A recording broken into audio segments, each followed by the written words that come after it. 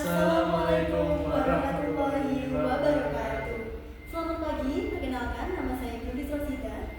Nama saya Muhammad Hafiz Syekh Ramadan. Kami dari salah satu pusDT Desain Grafis. Sebenarnya kami beranggotakan 4 orang, bisa dilihat ada namanya 4 orang, cuman ada 2 orang ini lagi berkendara atau lagi ada acara di luar sekolah. Kegiatan pembelajaran di luar sekolah lebih tepatnya ya. Iya. Langsung saja untuk materi yang kami akan berikan yaitu tentang podcast sebagai media komunikasi modern untuk pelajar. Belajar dunia podcast dan potensinya sebagai alat pembelajaran dan ekspresi diri. Langsung saja. Apa itu podcast? Definisi karakteristik utama. Podcast adalah serial audio digital yang dapat diunduh atau didengarkan secara streaming, mirip dengan acara radio, namun dengan fleksibilitas dan aksesibilitas yang besar, berupa format audio on demand, topik bervariasi, akses mudah, fleksibilitas mendengarkan. Selanjutnya ada jejak sejarah podcast. Pertama kali itu pada awal abad ke-20, yakni masa keemasan radio. Jadi dulu waktu abad ke-20, radio itu menjadi satu-satunya media informasi berita.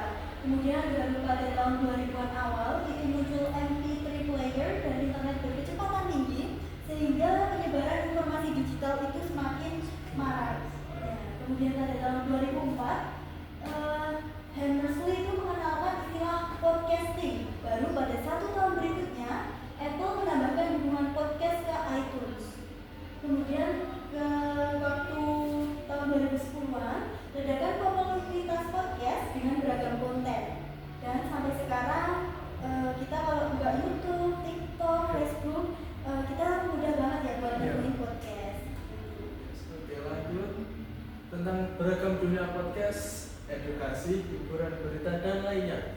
Podcast menawarkan spektrum konten yang luas, memenuhi setiap minat dan kebutuhan. Yang pertama yaitu edukasi, belajar hal baru dan perdalam wawasan. Yang kedua visual video, yaitu drama dan cerita naratif. Dan yang ketiga hiburan, cerita komedi dan wawancara santai. Yang kelima berita dan informasi, yaitu analisis mendalam tentang isu terkini. Dan kemudian yang terakhir gaya hidup, tips kesehatan, keuangan, dan karir.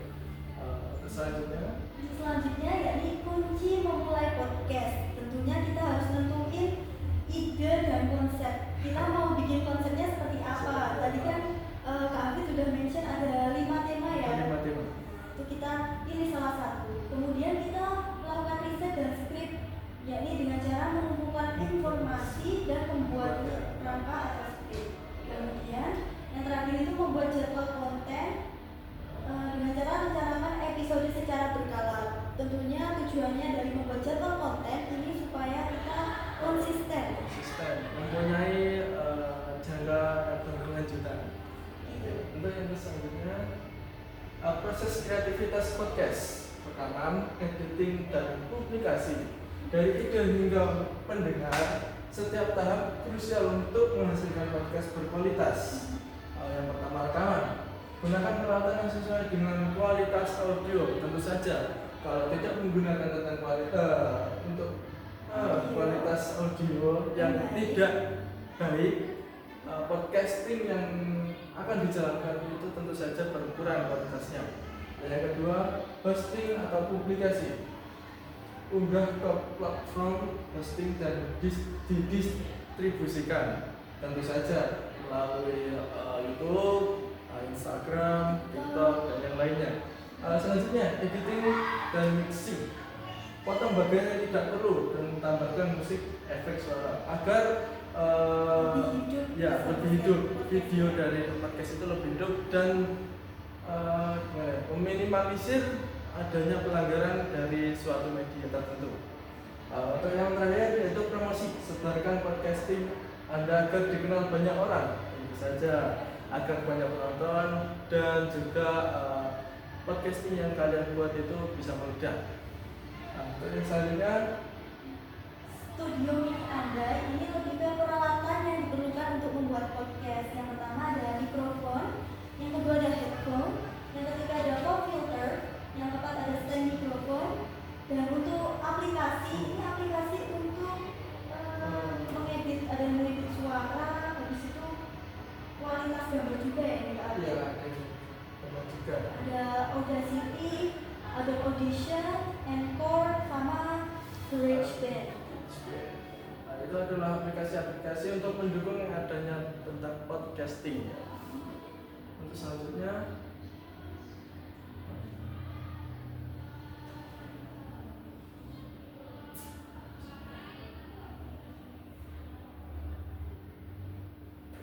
oke.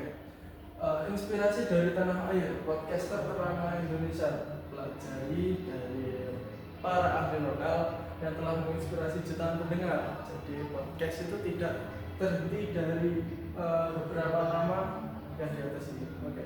Yang pertama dari Corbusier tentang konten obrolan dan wawancara inspiratif. Beliau sungguh sangat luar biasa memperkenalkan podcast dengan tema atau pembahasan yang sangat gimana ya? Menurut saya itu krusial sekali. Menurut saya sangat penting bagi kehidupan semua masyarakat Indonesia. Yang kedua Raditya Dika, nah, tentang komedi dan cerita personal yang menghibur. Ya, jadi tidak Raditya Dika itu memperkenalkan podcast dengan cara komedi yang berkomedi. Jadi yang menonton itu seringkali tertawa, membuat hati itu terhibur. Yang kedua Prambors, hiburan remaja dan musik, dan yang keempat dua itu topik-topik keluarga dan parenting. Selanjutnya, mengapa podcast itu penting dan manfaatnya untuk pelajar? Yang pertama, meningkatkan pengetahuan. Jadi kan waktu podcast itu biasanya ada bintang tamu, dan biasanya topik-topik yang dibahas dalam podcast itu merupakan berita-berita terkini. Jadi dengan menonton podcast itu bisa meningkatkan pengetahuan. Yang kedua, ada pengembangan keterampilan, yakni melatih kemampuan mendengar, berpikir kritis, dan juga berbicara. Yang ketiga, ekspresi diri, platform untuk berbagai ide, cerita, dan juga pandangan. Dan yang terakhir adalah jaringan dan kolaborasi. Seperti yang sudah aku mention sebelumnya, bahwa di podcast itu kita mendatangkan narasumber atau tamu. Jadi itu bisa sebagai membangun komunikasi, kolaborasi, dan juga jaringan. Untuk yang selanjutnya yaitu kesimpulan, dan mari berkreasi ya teman-teman. Podcast untuk masa depan. Podcast adalah lebih dari sekedar media. Ini adalah gerbang menuju pembelajaran dan ekspresi dan koneksi. Untuk kata-katanya dari saya, jika dari kelompok kami, jelajahi, dengarkan, dan jangan ragu untuk memulai podcast Anda sendiri. Masa depan komunikasi audio ada di tangan Anda. Sekian dari kami akan membuka sesi tanya jawab dari Bapak Radit. Dipersilakan Bapak untuk memberikan tanggapan, komentar, kritik, dan juga saran. Oke, terima kasih kesempatannya. Nah, ini yang utama untuk para pendengar atau yang menyimak presentasi ini. Nah, jika kalian sedang rutin di double track untuk berkegiatan dan mengasah karir serta skill kalian, nah kalian bisa menyimak beberapa podcast yang ada di Semang Media. Nah, ini orang-orangnya, krunya dari sini nih. Nah, terus untuk kalian yang belum aktif di double track tapi kalian sudah tahu double track di sekolahmu, ikuti double track. Di sana kamu bisa tahu banyak hal dan bisa menjalankan banyak hal. Nah, kamu bisa belajar di sana. Nah, untuk yang dari sini, menurut kus, nah tadi lupa beri nama, coba nanti sebutkan kusnya. Terus setelah itu, menurut kalian adanya double track ini bermanfaat atau tidak? Dari aku dulu. Boleh, silakan. Menurut saya adanya double track ini sangat bermanfaat untuk kita, terutamanya pada saya. Saya suka meningkatkan kemampuan untuk komunikasi. dengan adanya Double Track Desain Grafis ini, kami fokus ke produk berupa podcast. Nah, jadi ini sangat tepat buat saya untuk belajar komunikasi, habis itu mendengar, berpikir kritis juga. Kalau dari saya sangat bermanfaat dikarenakan dapat membantu saya untuk belajar tentang editing, tentang angle yang bagus dari kamera, dan tentang tentu saja tentang bagaimana podcast itu berjalan membuat podcast. Ya, untuk yang sedang menyimak video ini, mungkin kalian sudah bertanya-tanya, kalau double track itu katanya banyak berwirausaha, bagaimana dengan podcast, apakah bisa mendatangkan nilai-nilai usaha atau segi ekonomi? Mungkin kalian menyimaknya ya di YouTube. Di YouTube itu bisa nggak sih kita mendapatkan uang? Sangat bisa, Pak.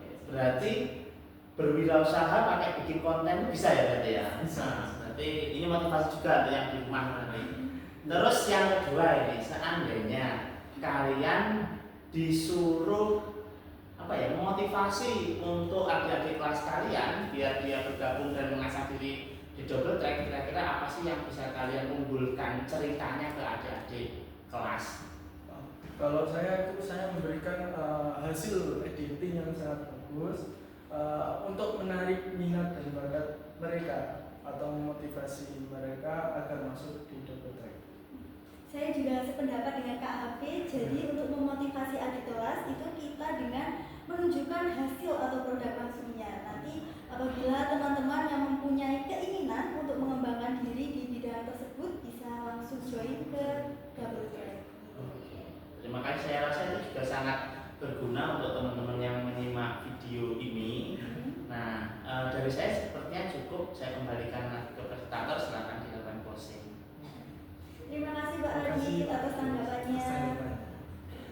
Oke, sekian dari kami kan sudah menjelaskan tentang podcasting. Terus kami menjelaskan tentang podcasting. Saya Muhammad Abdul Zakir Ramadan. Dan saya Gultis Rosita. Izin pamit undur diri. Wassalamualaikum Warahmatullahi wabarakatuh. Terima kasih.